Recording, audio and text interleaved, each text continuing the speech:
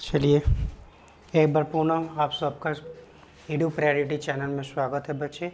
इससे पहले मैंने एक्सरसाइज 6.1 और 6.2 को मैंने पढ़ाया, ठीक है। उसमें हमने प्रमेय छोटे दो बताया था, प्रमेय, ठीक है। 6.1 और 6.2 हमने प्रमेय को जिक्र किया था और बताया था। यदि आपको उसमें से कुछ समझ में नहीं आ रहा है आप कमेंट ज़रूर कीजिए, ठीक है।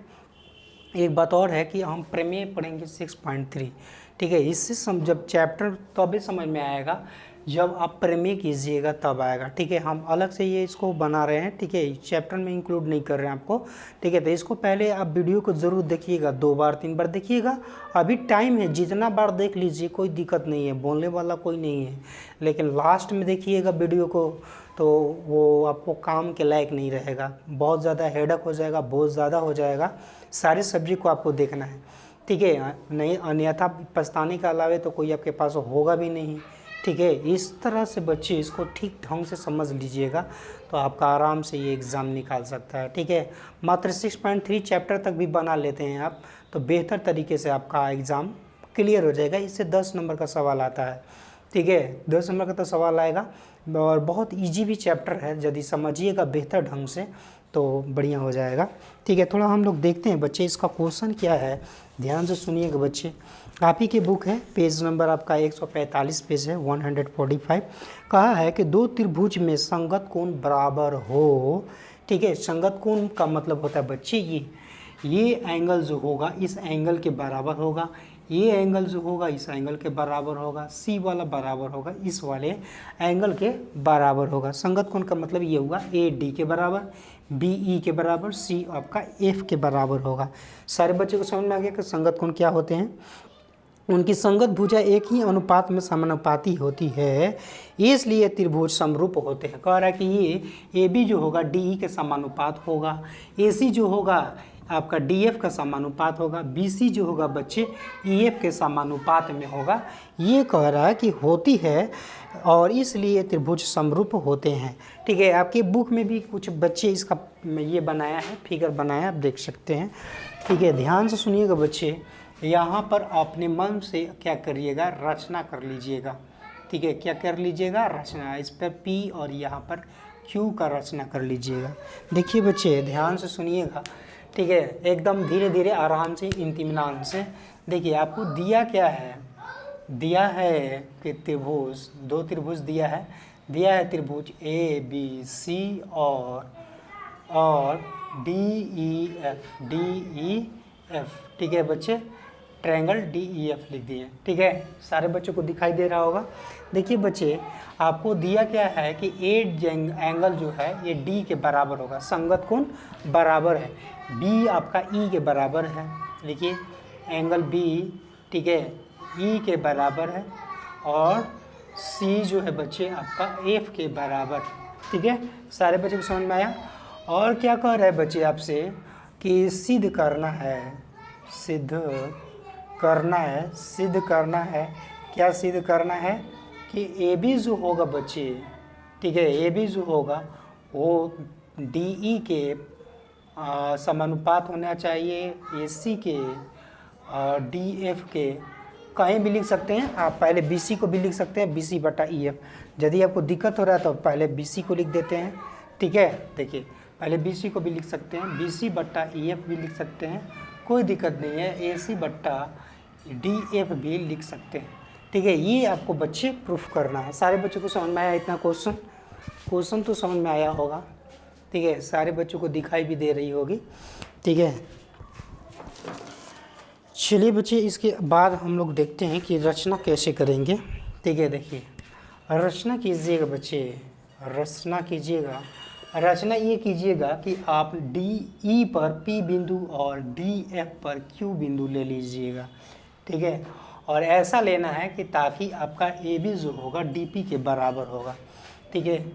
बिंदु लिखिए, बिंदु, क्या बिंदु ऐसे कर लीजिए, बिंदु P Q, ठीक है, P और Q इस प्रकार लिया कि ए बी जो होगा, ए बी डी पी के बराबर हो जाएगा और आपका ए सी जो होगा बच्चे वो डी क्यू के बराबर। ठीक है बच्चे, ये लोग आप लोग को समझ में आ गया होगा।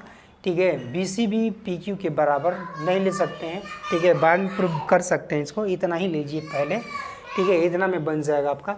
अब देखिए बच्चे, उपपत्ति यानी प्रमाणित कर रहे हैं आप तो उपपत्ति लिखिएगा। ठीक है, उपपत्ति लिखिएगा। जब प्रमाणित करते हैं हम लोग तो उपपत्ति वर्ड का यूज करते हैं। क्या यूज करते हैं? उपपत्ति का। ध्यान दीजिएगा बच्चे कि ए बी सी और डी पी क्यू में हम लेकर चलेंगे। ट्रायंगल ए बी सी और ट्रायंगल, ठीक है, ट्रायंगल माने कोण डी पी क्यू लेकर चलेंगे। डी पी क्यू, देखिए डी पी क्यू, देखिए बच्चे उसमें दिया क्या है आपके पास। देखिए ये एंगल ए जो है वो डी के बराबर दिया है। देखिए एंगल ए डी के बराबर दिया है, बी पी के बराबर नहीं दिया हुआ है। आप रचना से क्या लिए हैं कि ध्यान से देखिएगा कि ए बी लिए हैं आप, कि ए बी, पहले इसको लिख लीजिए, साइड को लिखिए पहले। ए बी आपका दिया है गिवन में कि ए बी है डी पी के बराबर। ठीक है, ए बी डी पी के बराबर रचना से देखिए ए बी डी पी के बराबर लिए हैं रचना से। ठीक है, अब ले लीजिए एंगल वाला, एंगल ए एंगल डी के बराबर। ठीक है, ये है आपका दिया है, क्या किया है? दिया है लिखिए बच्चे। उसके बाद लिखिए बच्चे, उसके बाद आपका डी क्यू के बराबर है, यानी ए सी डी क्यू के बराबर है। ए सी डी क्यू के बराबर है, ये भी है आपका रचना से। तो यहाँ से बच्चे आप देख रहे हैं कि ध्यान से सुनिएगा, आपका ये साइड के बराबर है, रचना से बराबर है। ये साइड और ये साइड रचना से बराबर है, रचना आप लिए हैं यहाँ पर। ठीक है, एंगल यहाँ का बराबर है, यहाँ पर गिवन में है। और देखिए ए सी आपका जो है ये डी क्यू के बराबर है, ये आपका गिवन में है। A C D Q, Q C के डी क्यू लिखे, क्यू सी मत लिखिए, डी क्यू लिखिए, डी क्यू। ठीक है, डी क्यू, ठीक है, यहाँ पर डी क्यू लिखे हैं। ठीक है, ए सी डी क्यू के रचना से हमने क्या किया है कि बराबर लिया है। ठीक है, यहाँ के बाद आपको दिख रहा होगा कि साइड बराबर, एंगल बराबर, साइड बराबर। तो साइड एंगल साइड से आपका ये दोनों ट्रायंगल क्या होगा? समरूप हो जाएगा। ठीक है, समरूप हो जाएगा। तो लिखिएगा ट्रायंगल ए बी सी, नहीं हिल जाएगा, ए बी सी जो होगा, छोड़ दीजिए, जाइए। देखिए ए बी सी जो होगा, ठीक है, वो क्या होगा बच्चे कि ए बी सी समरूप हो जाएगा ट्रायंगल डी पी क्यू के समरूप हो जाएगा। ठीक है, यहाँ तक किसी बच्ची को कोई दुख है तो बताइएगा।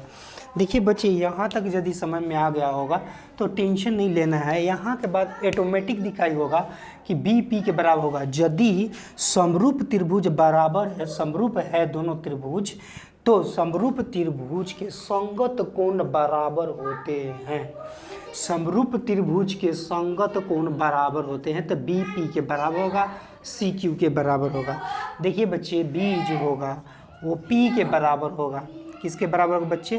पी के बराबर होगा। सारे बच्चों को समझ में आ रहा होगा? ठीक है, ध्यान से सुनिएगा, पी के बराबर है। अब आपका यहाँ पर देख रहे होंगे कि आपका बी ई के भी बराबर दिया होगा। देखिए यहाँ बी ई के बराबर है। जब आपका ये या इसके बराबर आ गया और ये दिया है कि गिवन में इसके बराबर होगा, तो ये दोनों बराबर होगा, ये दोनों बराबर होगा बच्चे, ई के बराबर होगा। किसी बच्चे को दिक्कत हो रहा, थोड़ा सा भी दिक्कत हो रहा है, आप कमेंट कीजिएगा, हम पक्का बताएंगे। ध्यान से सुनिए बच्चे, ये बी पी के बराबर हमने यहाँ से लाया, यहाँ से संगत कोण यानी समरूप त्रिभुज के संगत कोण बराबर होते हैं। ये दोनों बराबर हो जाएगा। क्यों? क्योंकि समरूप त्रिभुज के संगत कोण बराबर होते हैं। तो ये संगत कोण हो गया तो बराबर हो गया। अब पहले से ऑलरेडी दिया है कि बी ई के बराबर है। जब ये इसके बराबर दिया है और ये आपने प्रूफ किया कि इसके बराबर होगा, तो ये और ये भी बराबर होगा। ठीक है, तब बी पी के बराबर तो ई के भी बराबर होगा। टेंशन है किसी को, बच्चे को, तो बताइएगा। यहाँ से सी भी आपका क्या है बच्चे? क्यू के बराबर होगा समरूप त्रिभुज से, इसलिए ये भी और ये भी बराबर हो जाएगा। लिखना है तो लिख सकते हैं, हालांकि एक ही से प्रूफ कर सकते हैं कि पी क्यू जो होगा ई एफ के क्या होगा? पैरेलल होगा। यहाँ तक बच्चे किसी को समझ में नहीं आता बोलिएगा। किसी बच्चे को दिक्कत हो रहा था बताइए, तो इसलिए लिखिएगा बच्चे, इसलिए बी सी जो होगा सॉरी पी क्यू जो होगा, ठीक है, पी क्यू जो होगा ये पैरेलल हो जाएगा ई एफ के, ठीक है। और जब ई एफ के बच्चे पैरेलल हो जाएगा, ये पैरेलल हो जाएगा, तो डी पी बट्टा पी ई लिख सकते हैं थेल्स प्रमेय से, डी बी बट्टा डी पी ई लिख सकते हैं, डी क्यू बट्टा में क्यू एफ लिख सकते हैं, ठीक है। ये क्यू एफ बच्चे, ठीक है, क्यू एफ लिख सकते हैं। किसी भी बच्चे को दिक्कत हो रहा था कमेंट कीजिए, सर समझ नहीं है, ये बहुत हल्का है 6.3 प्रमेय, ठीक है। यहाँ तक किसी बच्चे को दिक्कत है तो बोलिएगा। देखिए बच्चे, आपको प्रूफ करना है कि ए बी बट्टा हमको चाहिए, ए बी बट्टा चाहिए, डी ई चाहिए, ठीक है। तो ध्यान में रहे कि ये ट्रायंगल में आपने सिद्ध कर लिया कि ये और ये क्या है, पैरेलल है, थर्ड साइड क्या पैरेलल है, देखिए पैरेलल है, ये दोनों त्रिभुज में आप ये ट्रायंगल हो गया और पी बिंदु ई बिंदु हो गया आपका, और ये क्या है, पैरेलल है। तो थेल्स प्रमेय को याद कीजिए, थेल्स प्रमेय को याद कीजिएगा तो आप आराम से लिख सकते हैं थेल्स प्रमेय से कि A B D P A B, तो लिखिएगा डी पी, छोटा ट्रायंगल लीजिएगा बच्चे आपका, ये डी पी और डी से ई तक ले लीजिएगा, डी से ई क्यों लीजिएगा, डी से ई, ध्यान में रहे ये है कि जिस छोटा वाला ट्रायंगल पहले लीजिएगा, बड़ा वाला ट्रायंगल डी ई एफ लीजिएगा। थेल्स प्रमेय में ये कॉलरी से इसका यूज करेंगे, थेल्स प्रमेय का कॉलरी से यूज कीजिएगा तो वो बताएगा कि डी पी बट्टा पूरा डी ई होता है, डी पी बट्टा टू पूरा डी ई हो जाएगा, और आपका क्या होगा, डी क्यू बट्टा में डी एफ हो जाएगा, डी क्यू बट्टा में डी एफ, डी क्यू बट्टा में पूरा डी एफ होगा, ठीक है, पूरा डी एफ। इसको समीकरण मानना है तो मान लीजिए, ठीक है, समीकरण मानना है तो मान लीजिए, या नहीं मानिएगा तो कोई दिक्कत नहीं है। यहाँ पर लिखिएगा थेल्स प्रमेय से, लिखिए थेल्स प्रमेय से, थेल्स प्रमेय से बच्चे इसको लेना है। किससे लिए हैं, थेल्स प्रमेय से लिए हैं। यहाँ तक किसी बच्चे को दिक्कत है तो बताइए, थोड़ा आपकी आवाज़ आ रही है कि नहीं, ठीक है, सारे बच्चों को आवाज़ आ रही होगी और नीचे कभी दिखाई दे ही रहा है, ठीक है। यहाँ तक किसी बच्चे को दुख है तो हमसे बोल दीजिए, ठीक है, हमसे बोलिए। आप देखिए बच्चे, डीपी का यूज यहाँ पर किए हैं आप रचना से, डीपी बराबर ए बी बराबर डीपी लिखे हैं, तो इस डीपी को ए बी में कन्वर्ट कीजिए, एक मत लिखिए, पहले इसको लिखिए कि थेल्स प्रमेय से यूज किए हैं। ध्यान दीजिएगा बच्चे, यहाँ ध्यान दीजिए कि आप इसको किस में बदल सकते हैं, डीपी को ए बी में चेंज कर लीजिए, लिखिए ए बी, अब बट्टे में डी ई लिखिएगा, डी ई, ठीक है, बट ये डी क्यू को किस में चेंज कीजिएगा, ए सी में, तो लिखिएगा ए सी बट्टे में डी एफ लिखिएगा बच्चे, ठीक है। सारे बच्चे इसको एक मानना है तो अब मान सकते हैं, कोई दिक्कत नहीं है। अब आइए बच्चे, यहाँ पर लिखिएगा कि इसी प्रकार, ठीक है, इसी प्रकार से यानी ए बी बटा जो होगा, सॉरी ए बी बटा डी है ना, तो लिखिएगा चेंज कर लिए आप, ठीक है। तो एक काम कीजिए, ए बी बट्टा डी ही लिखिए, ए बी बट्टा डी लिखिए, ए बी बट्टा डी ई, ठीक है, ए बी बट्टा, ठीक है, डी ई, ठीक है। हमने पहले ए बी को डी पी के बराबर लिए थे रचना से, और डी पी को हमने ए बी में चेंज किया था रचना से, ठीक है, जब रचना से सेव किया था। यहाँ पर लिख सकते हैं कि रचना से हमने कन्वर्ट कर लिया है, ठीक है। अब देखिए बच्चे, इसी ए बी को क्या किए कि डी ई के बराबर किए हैं, और बी सी को आप ई एफ के बराबर लिख दीजिएगा, बी सी बट्टे में ई एफ ले लीजिएगा। ये ध्यान में रहे, इस डायरेक्ट इसलिए हम इसको ले रहे हैं, डायरेक्ट लेना है आपको, इसलिए जब यहाँ पर आपने किया था तो इस लाइन को अब यहाँ पर ऐसे करके प्रूफ करना पड़ेगा। जितनी प्रक्रिया आपने किया है इसको लाने के लिए उतनी प्रक्रिया करनी पड़ेगी, इस लाइन को हटाकर ऐसे करना पड़ेगा। चलिए आ रहे हैं, पी क्यू को छोड़कर अब यहाँ पर आपको रचना के लेकर चलना पड़ेगा इसको ले आने के लिए, ठीक है। इसलिए डायरेक्ट लिखिएगा कि इसी प्रकार से हम ए बी बट्टा डी ई को और बी सी बट्टा, ठीक है, ये बी सी बट्टा हमने ई एफ को डायरेक्ट ले लेंगे, इसको इक्वेशन 2 ले लीजिएगा। देखिए ए बी बट्टा डी तो ए सी बट्टा डी एफ और बी सी बट्टा ई एफ हो जाएगा बराबर, ठीक है। किसी को कोई दिक्कत है तो लिखिएगा समीकरण 1 और 2 से, समीकरण 1 और समीकरण 2 से, समीकरण नंबर 2 से ठीक है। समीकरण भी नहीं लीजिएगा बच्चे तो कोई दिक्कत नहीं है, ठीक है, कोई दिक्कत नहीं है। देखिए क्या हो जाएगा, ए बी बटा डी, यहाँ पर देखिए ए बी बटा डी जो है, ठीक है, ये देखिए बीच में लिखा है बी सी बटा ई एफ, तो देखिए आपका बी सी बटा ई एफ भी है, तो लिख लीजिए पहले बी सी बटा ई एफ बराबर है, ये 1 2 3 4 चारों बराबर है, ए बी बटा डी इसके बराबर है, ये इसके बराबर है, देखिए ए बी बटा डी बराबर है, तो ये सारा बराबर होगा, तो तीनों बराबर हो जाएगा, ए सी बटा डी एफ बराबर हो जाएगा, ठीक है। हैंस प्रूव्ड लिखिएगा, हैंस प्रूव्ड, ठीक है। बच्चे इसको थोड़ा ढंग से बनाइएगा, 2 बार 3 बार बनाइएगा तो ऑटोमेटिक समझ में आ जाएगा, ठीक है। किसी बच्चे को यहाँ तक तकलीफ़ है तो बोलिए हमसे, कोई भी दिक्कत हो तो आप बोलिए, किसी भी प्रकार का ए बी बटा डी में कोई दिक्कत है तो बताइएगा, ठीक है। यहाँ तो कोई बताइए बच्चे, किसी को दिक्कत है तो बताइए, किसी भी बच्चे को बताना दिक्कत है तो बोलिए। देखिए बच्चे, और यहाँ पर लिख लीजिएगा, समरूप भी करना है ना, तो ट्रायंगल लिख लीजिएगा, ट्रायंगल ए बी सी, समरूप ट्रायंगल हो जाएगा डी ई एफ।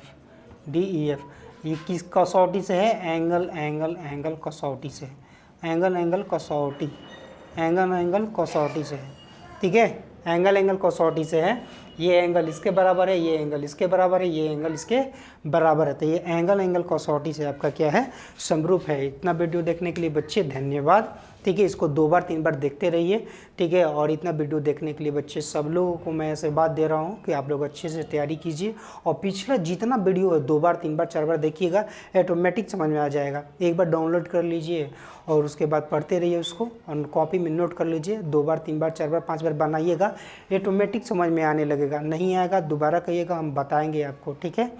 और लाइक और सब्सक्राइब जरूर कीजिएगा बच्चे, धन्यवाद, ठीक है।